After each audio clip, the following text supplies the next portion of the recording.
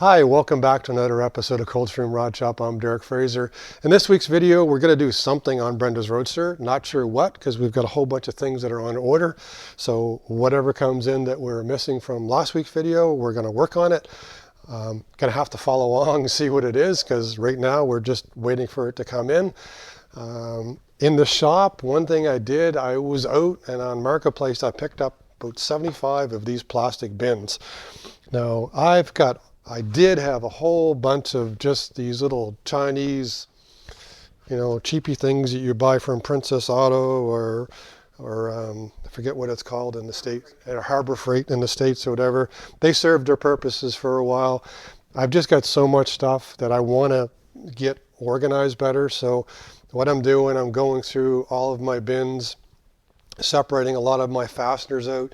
I found that the more work that I do right now, I need my fasteners separated out by coarse thread, fine thread, different sizes, separate the nuts and bolts and washers, and then just some general fittings that we use, whether it's like fittings for the brakes we've got in here, we've got some twist ties and everything else. We're just trying to make it easier to get more organized. So I'm going to carry on with a bunch of that stuff while I'm waiting for the parts to come in. It looks like the weather is going to be really good this week. So if that's the case, then we actually will make the switch. We'll move the Roadster over in the other building, and then we can start doing some fab work on the frames over here. There's a couple things on our 32 frame, the camera lady's frame. I've got to basically beef up that I didn't have access to before. It's basically done. And then the other 32 frame, my friend's frame, we've got to make some repairs to that. And then the 34 frame, I'm not sure if anything will come in for that, but ultimately it's going to need an X member and suspension and everything else. But can't really do any of that while the painted car is in here. Brenda's Roadster, we also need to make a battery box for it too, but I don't want to do any cutting or welding or grinding while we have the painted car in here, because it's just my luck it's going to stick to the paint. So hopefully, like I said, fingers crossed, if something melts up, we'll move and do the switch on everything, and then we'll get a bunch more projects going. Well, we finally got some breaks in the weather and the ice started to melt, so we now have the 58 Ford cab stuffed inside the working garage here right now. It's not really too much of an issue for us to get a little bit of a dust onto it while we're grinding in it, because that's what we were doing when we were working on it. Worst case, I can put a cover onto it, but we're not dealing with some shiny paint. So what we'll be able to do now is work on some of the fabrication stuff here. I still have to move all the wiring and all the parts to finish Brenda's Roadster over to the other building. Got to move my ATV around again. We're just starting to work now on the grill shelf for Brenda's Roadster. We got it back from the shop. They moved the drain plug to the back, so it's no longer on the front. So that problem is solved. So we'll be on to the next thing. And then over into what we call it the new garage, or the assembly garage. We've got Brenda's Roadster parked over here. I've got the Model A. She was a little cranky to start up here in the cold weather, but that's the way it is. She started up fine, and we've got her parked there behind the 32 pickup. And then right now, Brenda's Roadster is going to be here. This is where we're going to work on it. We're going to do all the rest of the work and get her finished, and hopefully at some point in time in the not too distant future, get it running. But still waiting for a few parts to come in. We'll work on a few things that came in this week on it, and then we'll get some fabrication work done too. Now that we get everything over into the finishing garage, started working on a bunch of different things here. Not all the parts came in, but we got a bunch of parts come in order for us to finish assembly on the engine and some of the wiring stuff, a few parts for the body. So I'm just going to pick away with them one at a time. And pick away, it's like some of the stuff seems quite simple to do, and it's always a curveball. And I think everybody who's built a car will know exactly what I mean. One of the things I thought I'd do before I would put the radiator on and the radiator grill shell and whatnot was basically get the alternator put on. Now, we bought a Speedway kit, which consisted of a bracket, which is right there, and a pulley. Seemed straightforward to put on. There weren't any instructions that came with it. but it was unfortunately a challenge. One of the issues we faced was that the bracket is supposed to fit in the original groove here on the flathead intake manifold, and that's where the generator would actually slide up and down. Well, this bracket was either 10th too wide, or the groove in the Edelbrock intake manifold was too narrow. Either way, we basically had to machine the side of it until it would fit.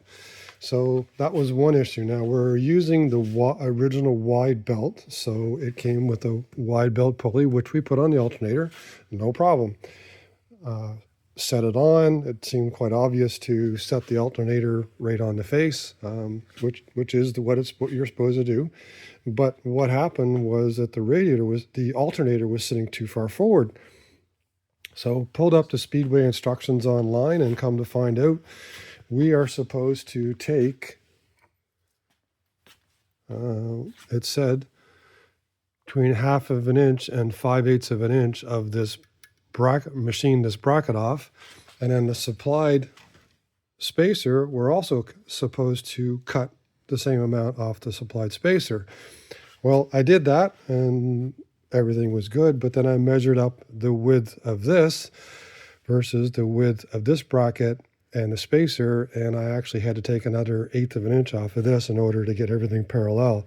So right now we're sitting pretty good. Looks like the pulley is sitting smack in the middle where it should be.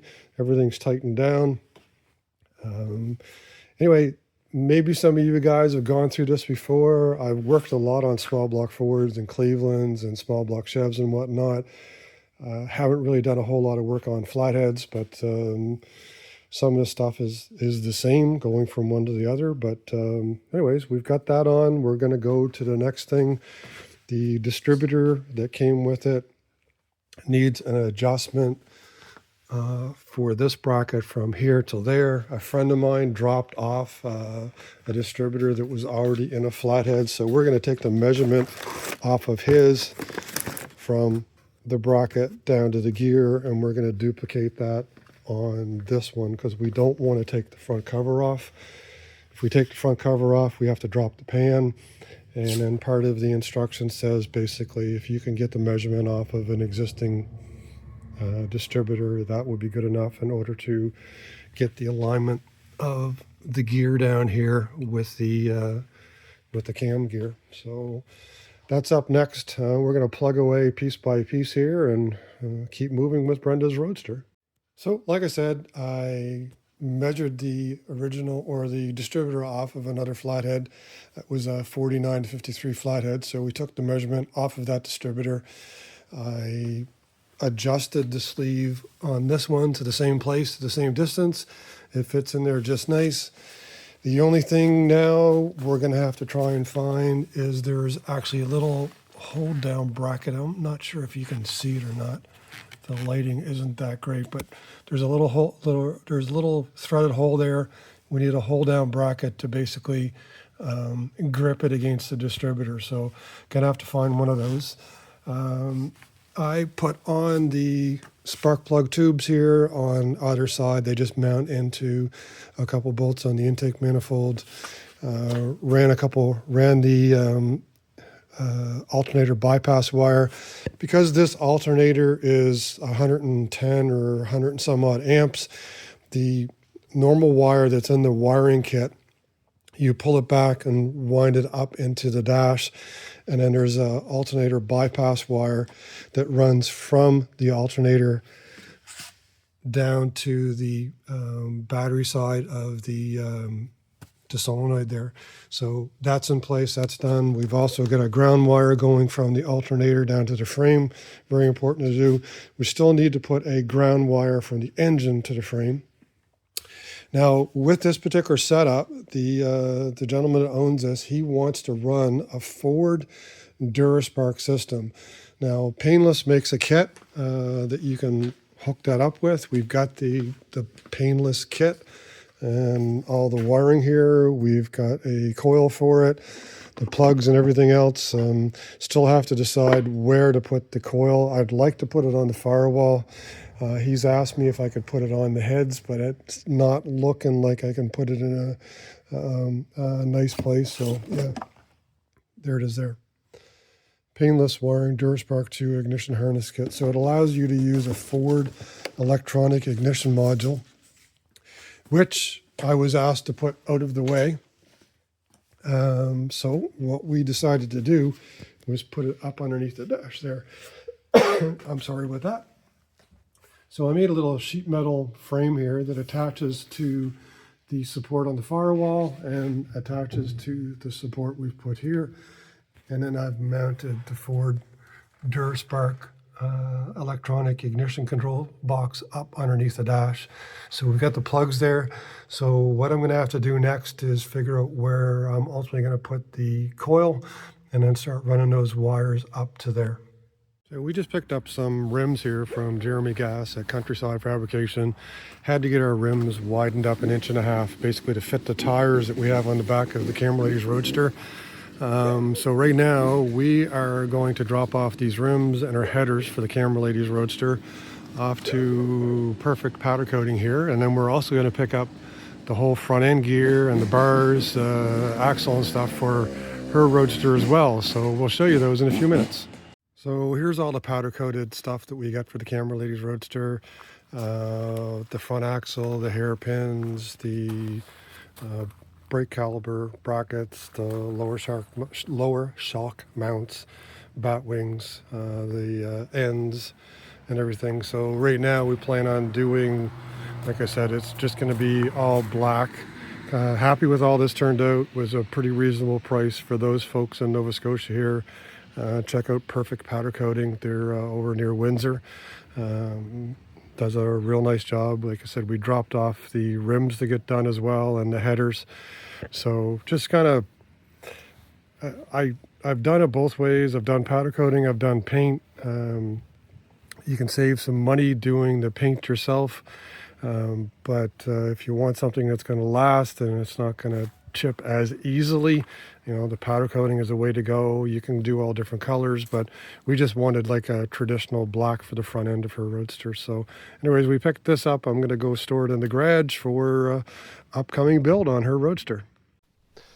So I put the dash back in. Now, one of the things, if you guys have put 32 Ford dashes in, they're a little tricky to get in. There's these little square nuts that go inside of the dash itself, and usually when you stick the dash up inside, the nuts want to fall back. So one little trick that I had, and I didn't think about it till after I did it, was that if you take a piece of Kleenex or something soft and then stick it inside there to force that little square nut forward, then when you put the dash up like this, the nut's not falling back on you, and then you can fit that little 1224 screw up inside. So this is a dash from the International Roadster.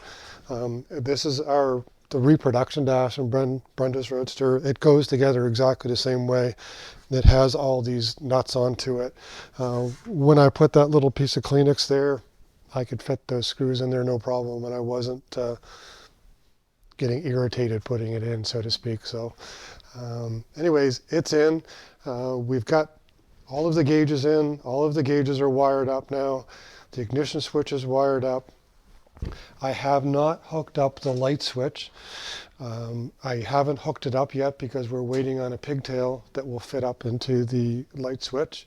There are two other wires left over here. One is for a wiper switch. We're not going to be using the wipers, so I'll roll that up inside.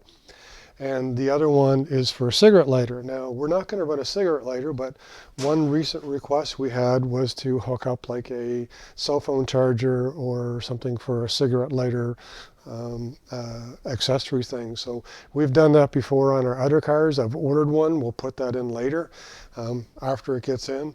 There's a few other things we're still waiting for to come in, so we couldn't get a whole lot more done. More or less in this episode, it seemed kind of short. I was hoping that we would have a little bit more content for this week's episode. You know, essentially, we finally got the Roadster over into the finishing building here. We've got the alternator on, went through a couple issues with that. Got a few more things wired up, but that really is as far as we got with the Roadster this week. So Really hoping we're going to get more done next week and a few more parts come in, but that's the way it goes. And if not, we're going to go back over in the other building and we'll do some fabrication on some of the other parts. So anyways, that's it for this week on Coldstream Rod Shop. Please like, share, tag, and subscribe. Send me your comments and come on back next week. Everybody take care.